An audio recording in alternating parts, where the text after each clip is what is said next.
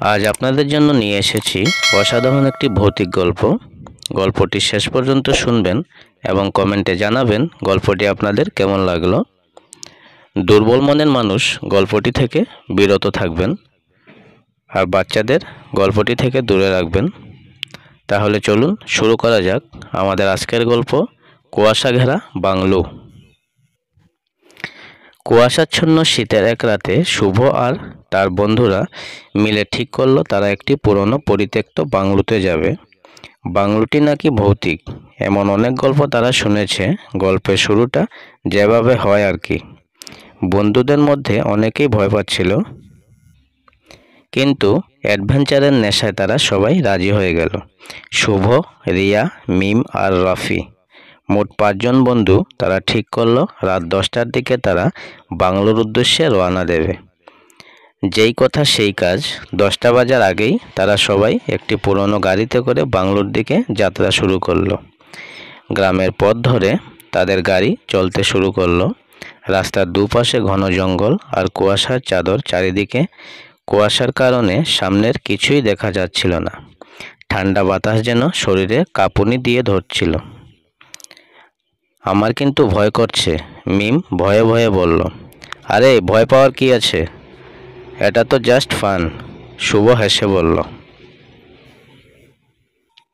কিন্তু আমি শুনেছি বাংলোটা নাকি ভুতুড়ে, ওখানে অনেক খারাপ আত্মা আছে, রিয়া বলল।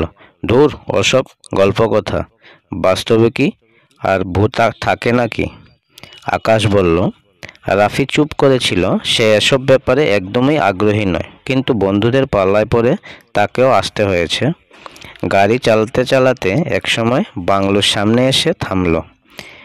বাংলোটা অনেক পুরনো, দেখলেই বোঝা যায় বহু বছর ধরে এটা পরিত্যক্ত অবস্থায় পড়ে আছে। চারিদিকে আগাছা আর জঙ্গলে ভরে গেছে। বাংলোর গেটটা ভাঙা আর দেওয়ালের পালস্তারা ঘষে পড়েছে। বাব্বা, এটা তো সত্যিই ভয়ের জায়গা, মিম ভয়ে চোখ বড় বড় করে বলল। শুভ টর্চলাইট বের করে বাংলোর গেটের দিকে আলো ফেলল।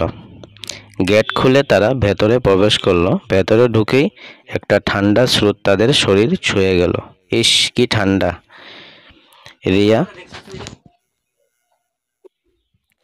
রিয়া শীতে কাঁপতে কাঁপতে বলল।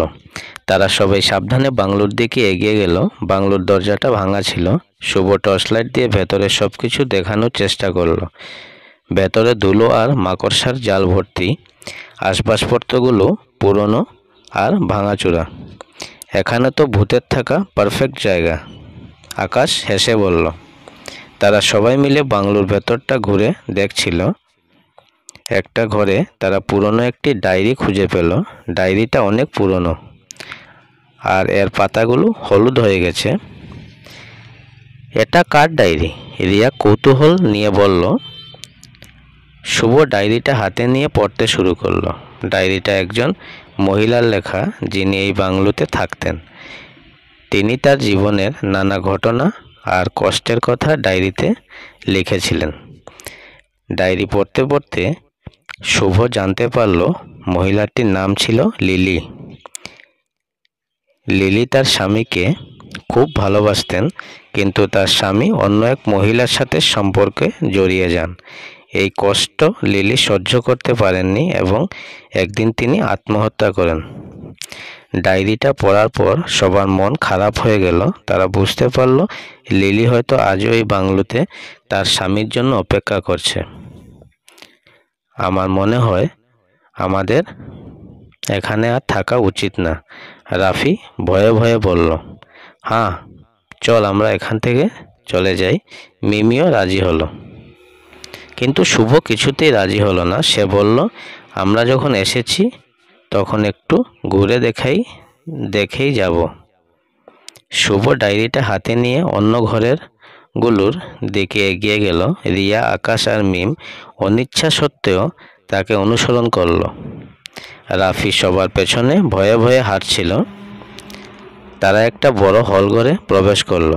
হলঘরটা বেশ অন্ধকার আর এখানে পুরনো কিছু ছবি টাঙানো ছিল। ছবিগুলোর দিকে তাকিয়ে রিয়া চমকে উঠল। দেখো এটা লিলি। রিয়া একটি ছবি দেখিয়ে বলল। ছবিতে লিলিকে খুব সুন্দরী দেখাচ্ছিল। তার চোখে একটা গভীর বিষাদের ছায়া ছিল। হঠাৎ করেই ঘরটা ঠান্ডা হয়ে গেল। মনে হলো যেন কেউ তাদের আশেপাশে ঘোরাঘুরি করছে। তোমরা শুধু অনুভব করছো? আকাশ ভয়ে ভয়ে বলল। হ্যাঁ, আমার মনে হচ্ছে কেউ যেন আমাদের দেখছে, মিম বলল। শুভ তখনও ডায়েরিটা পড়ছিল। সে ডায়েরির শেষ পাতায় একটি ঘটনার কথা জানতে পারল। লিলি তার ডায়েরিতে লিখেছিল তার স্বামী তাকে প্রায়ই মারধর করতেন। একদিন রাগের বশে তিনি আর স্বামীকে ধাক্কা দিয়ে সিঁড়ি থেকে ফেলে দেন এবং তার স্বামী মারা যান। এই ঘটনা জানার পর শুভ শিউরে উঠল। সে বুঝতে পারল লিলি আসলে একজন অভিশপ্ত আত্মা। ঠিক তখনই ঘরের আলো নিভে গেল। চারিদিকে ঘুটঘুটে অন্ধকার। সবাই চিৎকার করে একে অপরের হাত ধরল। শুভ, লাইট জ্বালাও, রিয়া কাঁপা কাঁপা গলায় বলল। হঠাৎই তারা একটা অশরীরী কণ্ঠ শুনতে পেল। তোমরা আমার শান্তি নষ্ট করতে এসেছ। কণ্ঠস্বরটি যেন বাতাস ফুঁড়ে তাদের কানে আঘাত করলো। সবাই ভয়ে কাঁপতে লাগলো। মিম চিৎকার করে কাঁদতে শুরু করলো। আমরা দুঃখিত, আমরা চলে যাচ্ছি, শুভ ভয়ে ভয়ে বলল। কিন্তু কণ্ঠস্বরটি থামল না। সেটি আরও জোরে বলতে লাগলো, তোমাদের আমি ছাড়ব না। হঠাৎ করে ঘরের তাপমাত্রা আরও কমে গেল। মনে হলো যেন বরফের মধ্যে দাঁড়িয়ে আছে। তারা দেখতে পেল ঘরের এক কোণে একটি ছায়ামূর্তি দাঁড়িয়ে আছে। ছায়ামূর্তিটি ধীরে ধীরে তাদের দিকে এগিয়ে আসতে লাগলো। সবাই ভয়ে জমে গেল। লিলি, আমরা তোমাকে কষ্ট দিতে চাইনি, প্লিজ আমাদের ক্ষমা করে দাও, রিয়া কাঁদতে কাঁদতে বলল। কিন্তু লিলি তাদের কথা শুনল না। সে তার লম্বা নখগুলো দিয়ে আকাশের দিকে হাত বাড়ালো। আকাশ চিৎকার করে উঠল, বাঁচাও।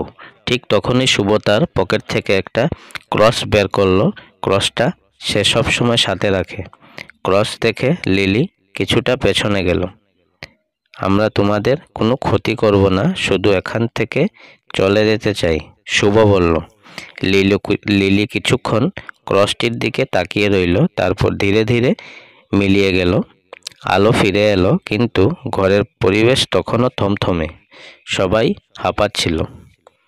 আমাদের এক্ষুনি এখান থেকে পালাতে হবে, রফি বলল। তারা এক মুহূর্তে দেরি না করে বাংলো থেকে দৌড়ে বেরিয়ে গেল। গাড়িতে উঠে তারা দ্রুত গ্রামের পথ ধরল। ফেরার পথে তারা কেউ কোনো কথা বলল না। সবার মনে একটাই চিন্তা, তারা কি ভয়ঙ্কর অভিজ্ঞতা লাভ করেছে। পরদিন সকালে শুভ তার এক পরিচিত এর কাছে গেল এবং লিলি সম্পর্কে সব কিছু খুলে বলল। তাকে কিছুই উপদেশ দিলেন এবং লিলির আত্মার শান্তির জন্য প্রার্থনা করতে বললেন।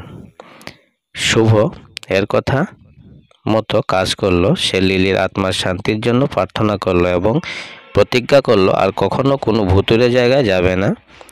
এই ঘটনার পর শুভ আর তার বন্ধুরা সবাই খুব সতর্ক হয়ে যায়। তারা বুঝতে পারে কিছু জিনিস আছে যা নিয়ে মজা করা উচিত না। ভৌতিক বাংলোর সেই রাতের অভিজ্ঞতা তাদের জীবনের বদলে দেয়। তারা উপলব্ধি করে পৃথিবীতে এমন অনেক শক্তি আছে যা আমাদের ধারণার বাইরে। তাহলে গল্পটা এখানেই সমাপ্ত করছি। গল্পটি আপনাদের কেমন লাগলো কমেন্টে জানাতে ভুলবেন না। যদি ভালো লেগে থাকে তাহলে লাইক, কমেন্ট, শেয়ার এবং চ্যানেলটি সাবস্ক্রাইব করে রাখবেন, যাতে এ ধরনের গল্প প্রতিনিয়ত পেতে পারেন। সবাই ভালো থাকবেন। ধন্যবাদ।